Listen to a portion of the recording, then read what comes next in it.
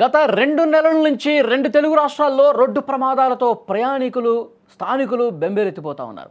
ఏపీలో కర్నూలు, తెలంగాణలో చేవెళ్ల రోడ్డు ప్రమాద దృశ్యాలు నేటికీ కలవరపెడుతూ ఉన్నాయి. తాజాగా నెల్లూరు జిల్లాలో మరో ఘోర రోడ్డు ప్రమాదం జరిగింది. నెల్లూరు జిల్లాలోని ఎన్టీఆర్ నగర్ వద్ద జాతీయ రహదారిపై చేపల లోడుతో వెళ్తున్న కంటైనర్ లారీ బీభత్సం సృష్టించింది. వేగంగా దూసుకొచ్చిన టాటా ఏస్ వాహనం 3 బైకులు ఢీకొట్టి ఆపై చెట్టును కూడా ఢీకొట్టి నిలిచిపోయింది. ఈ ప్రమాదంలో 3 స్పాట్లోనే చనిపోయినట్టుగా తెలుస్తోంది. ఈ ప్రమాదంలో పలువురు తీవ్రంగా గాయపడ్డట్టు సమాచారం వస్తోంది. ఈ ఘటనకు సంబంధించిన వివరాలు అందిన వెంటనే పోలీసులు అక్కడికి చేరుకుని గాయపడ్డ వారిని స్థానిక ఆసుపత్రికి తరలించి చికిత్స అందిస్తున్నారు. ప్రమాద అనంతర దృశ్యాలు మీరు స్క్రీన్ మీద చూస్తున్నారు.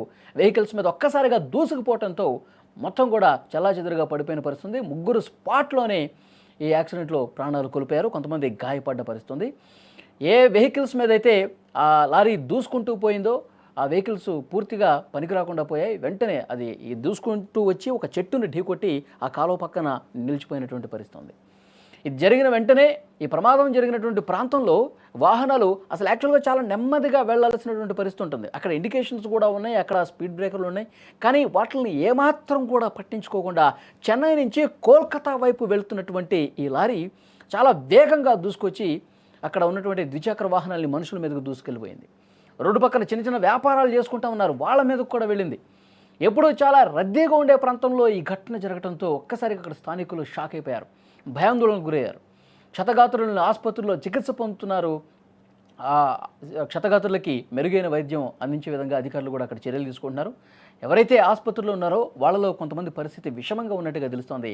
ఘటనా స్థలానికి పోలీసులు చేరుకుని ఈ ప్రమాదానికి సంబంధించిన వివరాలు కూడా తెలుసుకుంటూ ఉన్నారు. అక్కడ స్థానికులను అడిగి వివరాలు పూర్తిగా తెలుసుకుంటూ ఉన్నారు. స్క్రీన్ మీద మీరు దృశ్యాలు కూడా చూడొచ్చు. పూర్తిగా ఒక కాలువకి చాలా సమీపంగా అక్కడ ఒక చెట్టు ఉంది.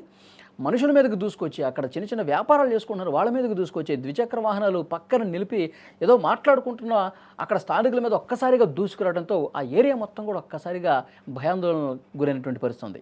ఆ వెహికల్ చాలా పెద్ద లారీ మనకు కనిపిస్తోంది, కంటైనర్ లోడుతో వస్తుంది. ఆ వేగంతో దూసుకొచ్చేసరికి అక్కడ ఒక చెట్టు ఉంది, చెట్టును ఢీకొట్టి కాలువ పక్కన ఒక్కసారిగా ఆగిపోయిన పరిస్థితుంది. లేదా అలాగే ఇంకా జనాల మీదకి దూసుకొస్తే కనుక పెద్ద ప్రమాదం జరిగి ఉంటుంది, ఇంకా చాలామంది మృతి చెంది ఉండేవాళ్ళని చెప్పి అక్కడ స్థానికులు ప్రత్యక్ష సాక్షులు చెప్పినటువంటి పరిస్థితుంది. ఈ ప్రమాదానికి గల కారణం ఏంటి? బ్రేక్స్ ఏమైనా ఫెయిల్ అయ్యాయా, లేకపోతే అతి వేగం నిర్లక్ష్యంగా డ్రైవ్ చేయడం వల్ల జరిగిందా, ఏమన్నా మద్యం మత్తులో ఉన్నాడా? ఇవన్నీ కూడా ఇన్వెస్టిగేట్ చేస్తూ ఉన్నారు పోలీసులు. అక్కడ స్థానికుల్ని క్వశ్చన్ చేస్తూ ఉన్నారు. అసలు ప్రత్యక్ష సాక్షులు కూడా కొంతమంది చెప్తా ఉన్నారు. తీవ్ర గాయాలతో కొంతమంది రోడ్ల మీద పడిపోయినటువంటి పరిస్థితి ఉంది.